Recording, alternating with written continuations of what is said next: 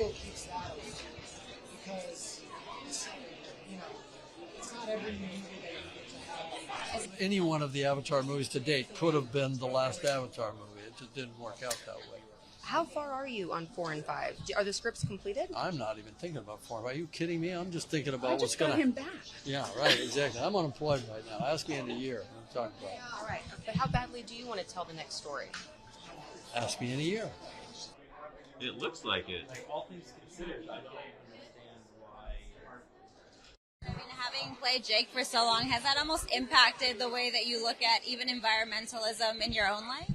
Oh yeah, look, I surf all my life, so it's always, this destruction of the ocean's always been close to my heart. It's where me and Jim first connected 20 years ago about, and and Jim opens my eyes up to more. If you look at all the adventures that he does under the water, he's very he's very cognizant of what we're doing to this planet and how we can kind of be better.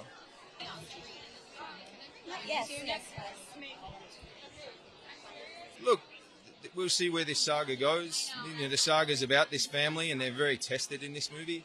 The Pandora's getting bigger and bigger, and if Jim wants to keep telling these stories, and if it connects with an audience, and an audience wants to hear more, then we'll see where it goes. I mean, for me, working with it's just getting the job of my dreams, because I was such an Avatar fan, and then walking onto set and feeling that support and that family vibe is just so strong and thick. It's so intimate. And I felt like I was back in drama school with my friends, doing scene study and just getting right in there. And the work is so good. The people are so good. And it just is, of course, we made an incredible film. And I'm just so proud and so humbled at the same time. And I'm over the moon.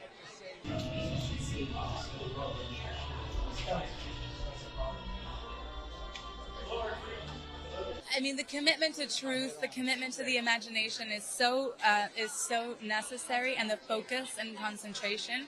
But it did feel like being back in drama school or in the playground. When you're playing and pretend, but you're believing it more than you do almost your own life. And when you get that and you get the time with that, and James Cameron is so generous with his time. And with his notes, and with listening to us when we're like struggling to understand a beat, or like, oh, you know what, I think, Jim, I just really want to cut this line because I don't really know how to say it. And then he'll just sit with you and walk you through the options and go, okay, well, what about this and what about, and then suddenly you understand why he put it in, because he's a freaking genius. So everything in there is in there for a reason. But he'll walk you through the whole thing and really bring you into the process and take ideas. And it's just like, I can't. This is such a beautiful film, and it's such a beautiful process. There are things in there, it happens in every movie, so there are things in there I've never seen on screen. What differed or what surprised you the most about the Pandora that you imagined while on set versus what James had come up with for that first film? I think I was less surprised than maybe some, and the reason is the original script of Avatar reads like a novel. It's deeply detailed. It's incredibly descriptive, and so it. And I, for one, kind of never doubted that. I mean, I said to myself, well, he wrote this. He's got to be able to make it real, because why bother if you can't do it, because he didn't write it as a novel, although it's written in a novelistic fashion. This is a movie. So I had no doubt it would come out. And then it did, and it was absolutely awesome to see what had been on the page up there on the screen. I always check in the morning. And what I'm trying to do with all the Avatar films, and specifically this one, is connect with people around the world. And so many people feel unseen, like they don't know what's inside me. And that might be other members of your family, that might be members of your community, where we belong, what is home, and I think some people innately have that, and a lot of people, I think, are searching for it. We feel more disconnected from each other than ever. Is technology playing a role? Is the scale of just our sort of, global spread and all of the geopolitical tensions? Is that adding to it? Is immigration and displacement adding to that, right? Fear. There's so many things to fear and be anxious about these days. I think adds to it. It creates an us versus them mentality, right? So empathy, I always say empathy is our superpower, right? The ability that we have to look into somebody else, to see them and see their pain or their joy or whatever it is and feel it for ourselves. We're all wired that way. We've been wired that way by evolution, and that's how movies work. That's what those actors up on the screen, they're making me feel something because of what they're going through. And if it's love, if it's joy, if it's triumph, if it's heart-wrenching despair, I'm feeling it too, right? And so, you know, I think a movie can communicate those ideas. And I do think, I mean, these scripts were written, meaning 2 and 3, were written over 10 years ago. But man, is this movie right on the money for what's happening today. And if it's got a message of hope and connection and empathy in it, and that comes through for people, then it will have been, you know, worthwhile going through all the effort and all the money we spent and all the time we spent making it, you know. It's about connection. It's about connecting with people. The movie has to connect with the audience, right? That's critical. And maybe if you walk out of the theater thinking, oh, you know, maybe I should look at my kids a little bit differently, or maybe I should look at my parents a little differently. I should look at, you know, some of my preconceptions about other people that are in the out groups, because you were talking about sort of in-group, out-group kind of stuff, and that's what it's all about. You know, our empathy kind of backfires on us. This has been a bit of an epiphany for me lately, which is we love the people around us, and we feel protective and having a duty to them.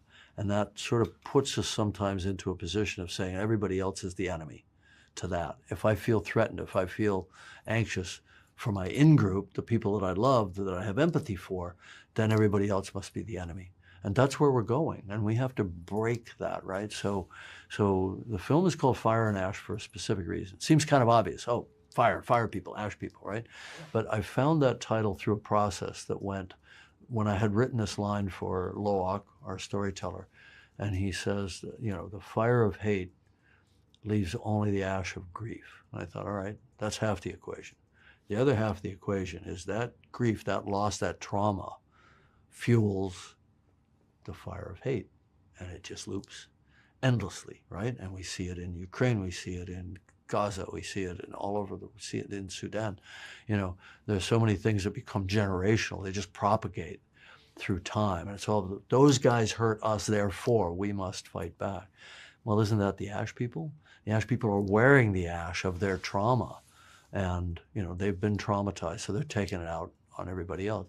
Neytiri's been traumatized. She wears the ash of the Na'vi grieving kind of ceremonial thing, and she can't get past it. Even when she washes that off, it's still there for her, and it manifests as hatred for the sky people. Unfortunately, poor Spider walks right into her gun sights, metaphorically speaking. She doesn't use a gun, she uses a bow. But, you know, so this is all thought through, and it all seemed timely when I wrote it, and it seems just as timely right now. But if people can go into a movie theater and go on that kind of dark emotional roller coaster and come out of it with a sense of hope and connection and belonging, right? And feel the characters finding their place of belonging and of being seen. And not just finding it, but earning it. You know, Spider earns it. You know, he's courageous, he's heroic. You know, he does amazing things. He has to earn it, earn Neytiri's respect, you know? So anyway, I don't want to give away too much, but it's not a big downer, you know? I know. Yeah. Right? It kind of sounds like it is, right? There's death and grief and loss. It's like, yeah. No, it's heart-wrenching, but it's not a downer. We think of frame rate as an authoring tool and use it sparingly to do specific things, as opposed to a format where you're going to watch a whole movie in a high frame rate format. I don't think of it that way. So I love 3D, as you know, the films are in 3D. Some people complain about eye strain. It's actually not eye strain. We make 3D in our brains, in our visual cortex, back here at the back of our brain. So when we try to fuse an image into a stereo image in our mind, if some of the visual cues are strobing across the screen. We've lived with this for over a century, 24 frame rate, but you pan the camera or you have a moving subject, there are certain scenarios where it strobes. The brain loses there are neurons that actually process parallax. They actually lose the ability to process parallax, and your brain starts to go, wait, I'm not seeing the 3D. So this is now something that's well understood. We've gone deep on this and studying the problem, done a lot of tests. We've sort of studied the neurophysiology of this, if you will. And so now we apply the higher frame rate as needed to smooth out and recapture that sense of stereo for ourselves. And so we use it sparingly. Right up to the point where I said every underwater shot in the movie is in 48 frames a second. And we did that just to give it an otherworldliness, a sense of being different than being above the water. And that worked too. We sort of pioneered that on The Way of Water, and we're applying it as well. So about 45% of the film, 45% of the film is at 48 frames a second. I wrestled with Neytiri in Way of Water and also in Fire and Ash. From a personal perspective, because I'm so driven and I'm such an individual that when I do make a decision, yes, I'll consult with my partner and I'll consult with the family, but I'm very much a Thomas Shelby from Peaky Blinders. It's like, this is what we're gonna do. Don't worry about the plan. Just do as I'm very much like that. But I learned so much from Neytiri that there is safety in trusting someone else when they lead. And Neytiri trusts Jake Sully blindly.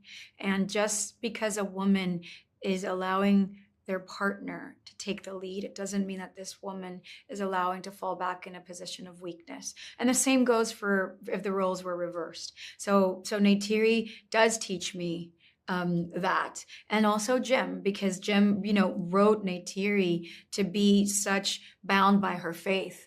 And if the will of Ewa made her partner Torukmakto, then this is her leader. So I'm happy that she taught me that. She taught me to have that kind of humility that I wouldn't otherwise, be able to acquire on my own. Does that make sense? That's Totally, very yeah. honest. Yeah.